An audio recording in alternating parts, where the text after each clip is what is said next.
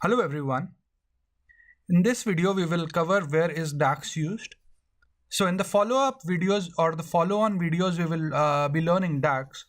So I think it's a pretty good place to discuss where DAX is used or where can we find the usage of DAX. So I've got a quick slide here, and where DAX is used is it is used with Powerpivot. It is used in Power BI. It is used with SSAS Tabular, and it is used with SSAS Tabular Azure.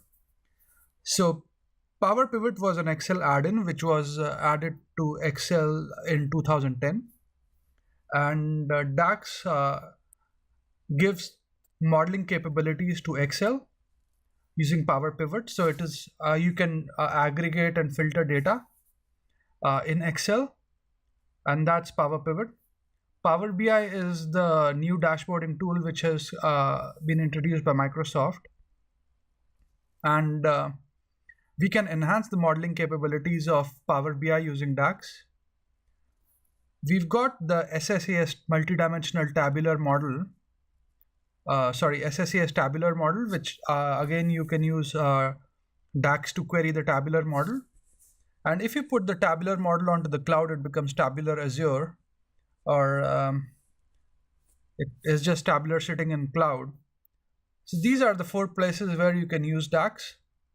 And as you can see here that I've not put it here, but Microsoft is not putting the multidimensional cubes onto Azure.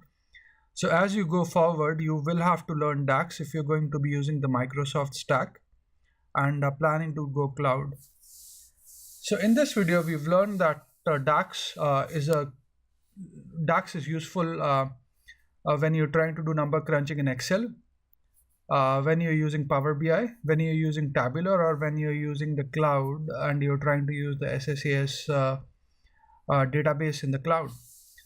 So in this video, we've learned where DAX is used. I hope you find this video useful, and thanks for watching this video.